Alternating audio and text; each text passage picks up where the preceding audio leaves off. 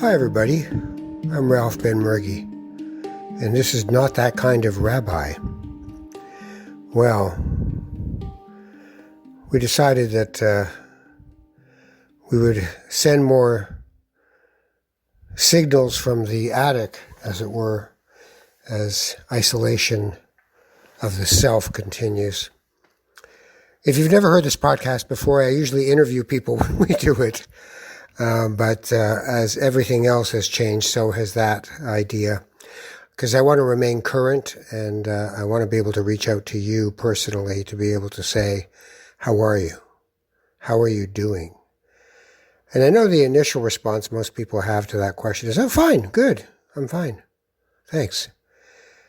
But I've noticed in myself that I'll say that, and then I'll go to sleep for the evening, and in the middle of the night, I'll wake up having had dreams like I did last night, where people are standing too close to me, where danger is all around me, where I don't understand why people are so close to me. Why didn't they hear it? Didn't they get the memo? Move back. Stay away from me. That's a hard thing for a human being. We're very social beings, and all of a sudden we're in a world where we're afraid of each other. We don't know who's got it. We don't even know what it is. We don't understand how it works. Why does it do nothing to some people and kill other people in a couple of days? What is that? There's something strangely parallel. Oh, see? There's my dog. This is what it's like to try to do a podcast from your house with everybody home all the time.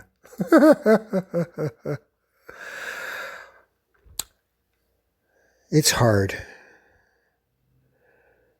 And like other things, like the Australian continent being literally on fire, there's a feeling of this being of biblical proportions, of calamitous ruin, of floods that cover the earth, that fires that rage, that plagues that happen.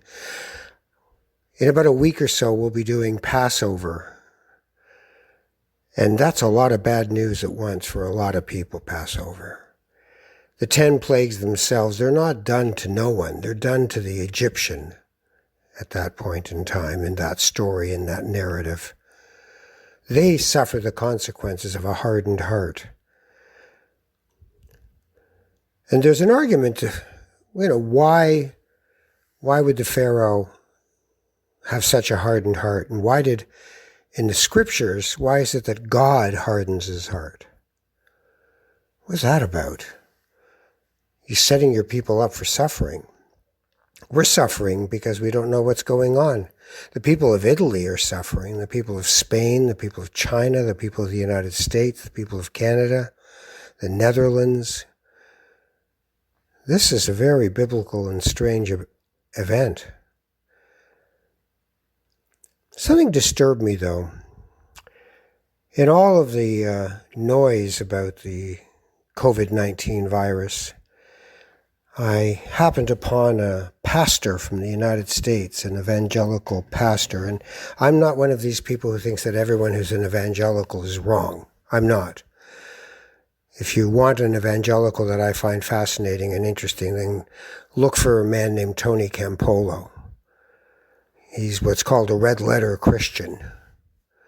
He was called that by a Jewish radio disc jockey during an interview, where he said, well, you're a red letter Christian then. And Campolo said, well, what do you mean? And he said, well, in the Gideon Bible, everything that is what Jesus was literally supposed to say and have said is in red letters. And if you take all that and put it together, it's about love and charity and kindness and compassion and taking care of each other. And the vulnerable and the weak are the most important to take care of, the washing of the feet of the poor. But this pastor wasn't one of those. This pastor was talking about this being an evil plague And he went as far as to say that it was an evil plague perpetrated by my people, by Jews. Now, this is not the first time in history that somebody has decided that if things are happening out of their control and they're dark and evil, that the Jew is to blame. But we can't just slough it off. We can't just say, oh, they always do that. It's important, not only for Jewish people. It's important that when someone decides that they have figured out who the enemy is and that it's another human being, we all have a lot of suffering to go through at that point.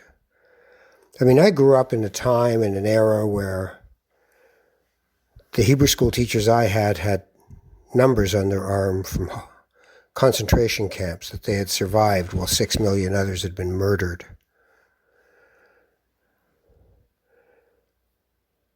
And a lot of people around me, a lot of Jewish people around me, really felt a kind of exceptionalism born out of defensiveness. Well, if they're going to hate us, we're going to hate them right back.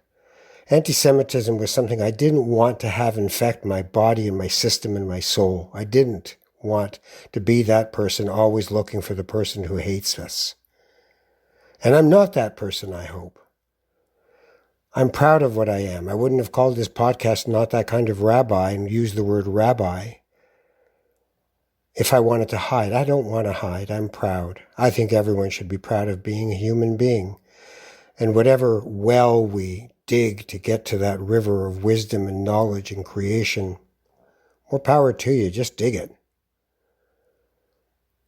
But on this occasion, I found myself going, make note. Don't just let it pass. Don't just let things go. We're not going to be the fall guy for this one. Not for this man. Not for this man who's weak of mind.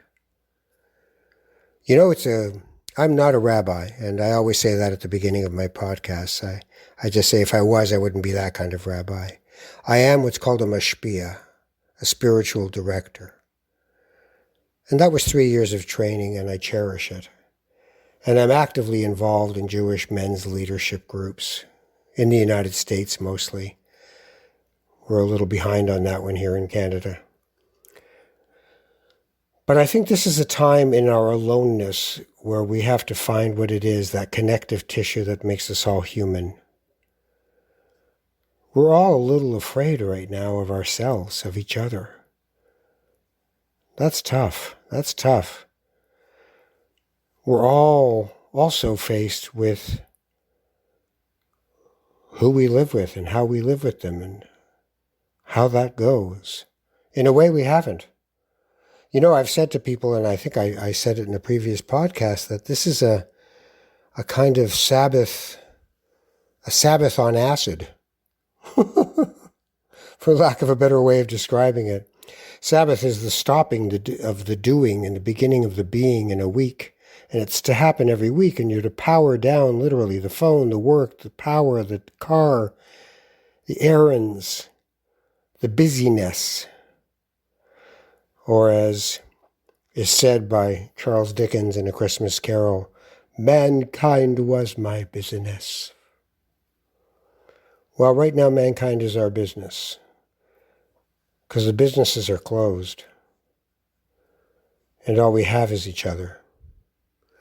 So I do find myself hoping we don't turn on each other, because this is only the beginning of what's going to be a long journey.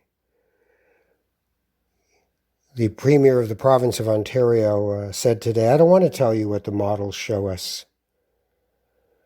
I don't want people to panic. But what the models are showing him is that this is going to get a lot worse before it gets better. And a lot worse means people will be dying. So what are we going to do to hold on to ourselves and hold on to each other? How are we going to help ourselves through this? That's the question. If you have thoughts on that, go on my Twitter account, @RalphBenMurgy. Tell me, spiritually, how do we get through this? And let's try to move beyond that I'll pray for you thing. Most of us, if we're being honest with ourselves, are either not very good at praying or don't do it.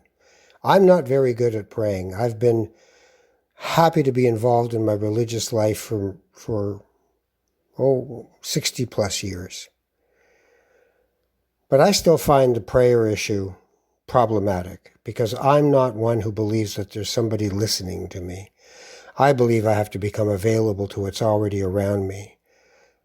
And that is a question of listening, not speaking. And I'm certainly not a transactional person saying, dear God, if you give me this, I'll give you that. I'd rather do that with Santa Claus. It works better that way. If I really behave, maybe I'll get that bicycle. By the way, if you want to subscribe, please do go to any of the podcatchers or the one you're listening on right now and just subscribe to Not That Kind of Rabbi.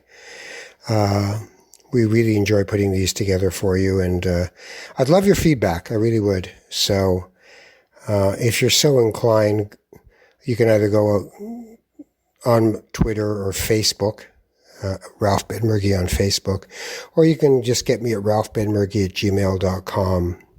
And Benmergui is an odd spelling because I'm a Moroccan, and it's kind of Spanish and Hebraic spelling. Ben, of course, being son of. Every language has its son ofs: ski, Mick, Mac, O, Vich, and of course Ben and Bin. Benmergui would be Arabic, Benmergui would be Hebrew. And Mergui is Mergui, M-E-R-G-U-I. If you ever see the word Guillermo, which is Spanish for William, you'll see that Guier is G-U-I-L-L. 2 L's being a Y in Spanish grammar. But I digress. I'm just trying to say I'd love to listen to your thoughts on this pandemic moment in our lives. I was looking at my 10-year-old and thinking, you're going to remember this. This is going to be a thing. Do you remember when the earth stood still? Do you remember when school changed from being in a classroom to being in my living room with my father going through lessons? There's a lot of opportunity in this, provided you're not someone who gets terribly ill. I was thinking about John Prine. I don't know how he's doing. I haven't heard anything today. I haven't checked. Yesterday he was in critical condition, stable but critical. I had a moment in my life where I was interviewing people like John Prine for the public broadcaster here in Canada, the CBC. And it was a privilege. I never mistook the fact that they were there because I was at the CBC, not because they were going to talk to me. I could have been anybody. But John Prine came in and he had his guitar with him, and it was a quiet summer morning. I was filling in for one of the legends of broadcasting here in Canada, Peter Zosky, and we had a show we did one summer called Summerside. His show was called Morningside, so we did a show called Summerside. And John Prine came in for an interview, and I had been an admirer of his music and his storytelling for a long time. And I'm not much of a fanboy or whatever, when it comes to interviewing. I believe that if you're going to interview people, you really don't have the luxury of fawning over them. You keep yourself together. If the audience loves or hates them, that's their choice. You just want people to see who they are as people. Well, there was John Prine, and there we were having a wonderful conversation, as I remember it, a long-form interview, which is my favorite.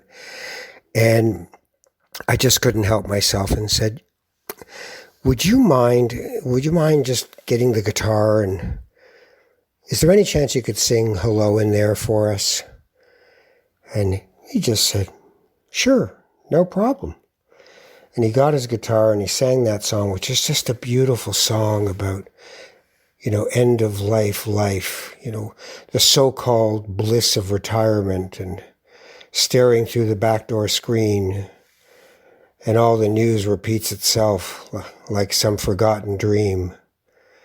So if you're walking past and see those hollow ancient eyes, don't pass them by.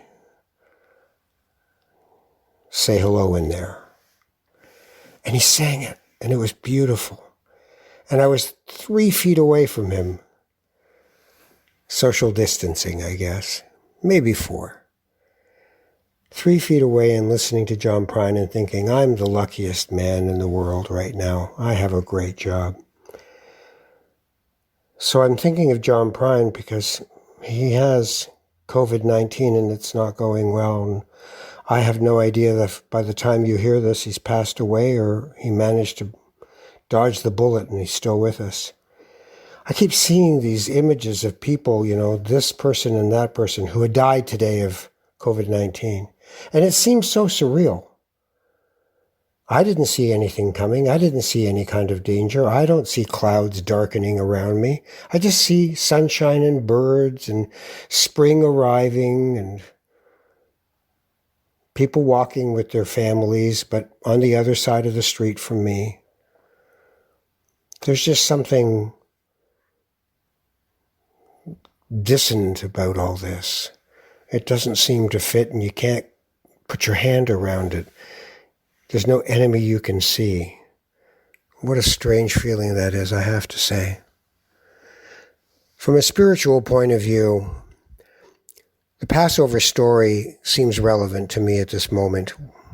Passover and Easter are just around the corner. And no, we won't be gathering in churches and synagogues, contrary to what some people, including the President of the United States, kept reassuring everybody would happen, until finally he realized he should jump ahead of the next parade and that it wasn't going to happen. It's hard to have someone like him in the middle of this conversation, I have to say. But anyway, the Passover story has a Pharaoh in it. And the Pharaoh chases the Israelites to the Red Sea. And they have to take a moment at the Red Sea. They have to figure out what's going on. And Moses is being turned on by the people saying, look what you've done. You took us out of the comfort of our slavery, and now you're going to get us slaughtered by the people who were our overlords. What were we thinking, that we were better than this? And in the middle of that, he's praying and praying, but there's someone, tribal leader named Nachshon, who's decided to just either, and I love this part, he's either fallen in or walked in. And I don't think it matters how you get in, falling in or walking in. He walks into the water and he just begins to walk, and the water gets to his knees and to his hips and to his chest and to his nose, and he just keeps walking. And Moses is just petitioning like crazy, and he hears the voice inside, the little small voice within, and it says, what are you asking me for? Look at that guy. Follow him. And everyone follows into the water because that is the leap of faith. And they get to the other side. And we're going to have to do something about that moment. And we're going to have to find our leap of faith moment as a group, as a society in all this, I think. So know that there's a spiritual energy to tap into there of the universal yearning for survival and for thriving and for togetherness in all of what we do. And the other part of the Passover story is the idea that allegorically, if you look at what is supposed to be Mitzrayim or Egypt, it is really about the narrowing, that narrowness that we have to enter, that razor's edge that we walk from our birth to our death. We walk our lives on that razor's edge, and we are on one of those points now. And this will call us to be the best person or the worst person, depending on the day. I mean, there are times with my two younger boys who are still with me in this home with my wife, where I'm just like, I've got nothing left. Just like, look, just look in the fridge. Just do the piano thing. Just do it. And there's other times where I just feel blessed that I have these people to keep me company. Them, our cats, our dog, all of them. So reach out, talk to people, find a way to lend a hand spiritually to other people, because we're all yearning for that. I think that's the most important thing to do. So here we are. It's nighttime, it's daytime, it's nighttime, it's daytime. Someone had a cardboard that he held over his head and said, what friggin' day is this? The stories, they keep coming. The way we all cope. There are stories that break your heart and stories that make you happy. We need them both. We can't pretend it's all going to be fine, and we can't pretend it's all going to be the end of the world. My little one today did a little history research project. My 10-year-old did one on the Spanish flu. And the numbers are incredible. 50 million people die. 500 million people get it, 1/4 of the world's population at the time.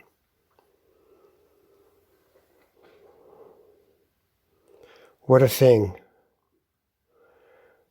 They underreported at the time because World War I was going on, and the senseless slaughter of that particular event, that dark event of our history, didn't want to be overshadowed by the event that was bigger than any of us, which was that flu.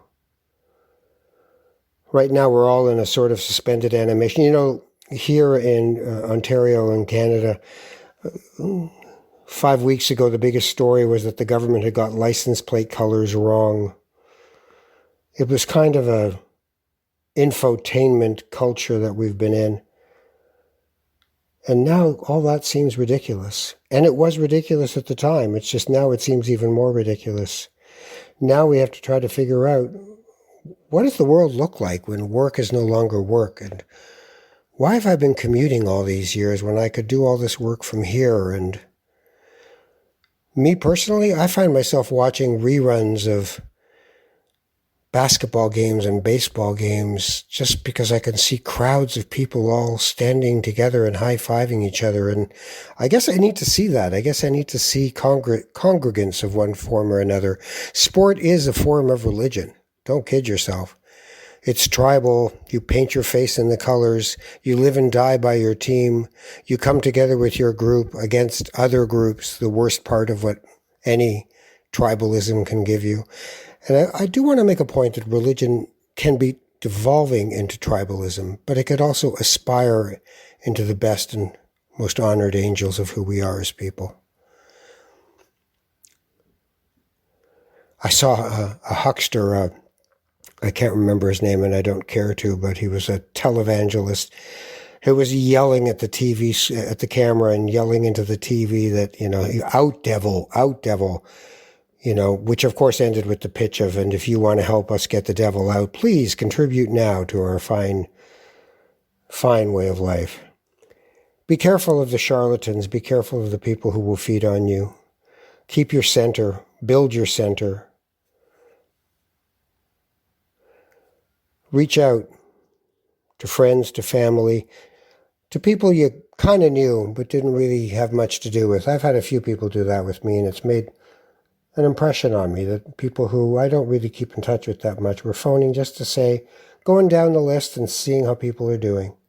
And I think of my friends who live alone, and they like living alone. It's not a punishment, but living alone right now could probably, in my imagination, get pretty tough. Pretty tough indeed, so reach out to them. So that's our Not That Kind of Rabbi installment for this particular day. In this particular time. Try to listen to music that you love. This is the, remember the slow movement? Well, this is a slow movement that's been imposed upon us. Let's take what we can from it and do what we can with it. And never forget it. Because it's popped us out of a false sense of reality that is often built on these pillars of sand, this consumer society that says the only way this works is if you're inadequate, because you can't sell somebody something unless they believe that they need it, and they don't need it unless they're not adequate as they are. But if we can slow down that machine and that compulsiveness, we may find a more spiritual place to come from, in which we don't decide that it is inadequacy that drives us, that it's just one more car away from being there, one bigger house from getting there. Maybe it's just good enough to be enough, to be a good enough parent, to be a good enough person, to have all your faults and all the things that are wrong, but all the things that are right. So a little self-love, a little self-care, in these times. I'm Ralph Ben Murgy. I'm not that kind of rabbi. Take care of each other. Be safe. Listen to the advice. Stay away from each other as much as you possibly can. Wash your hands like a fiend. And be well. Be well.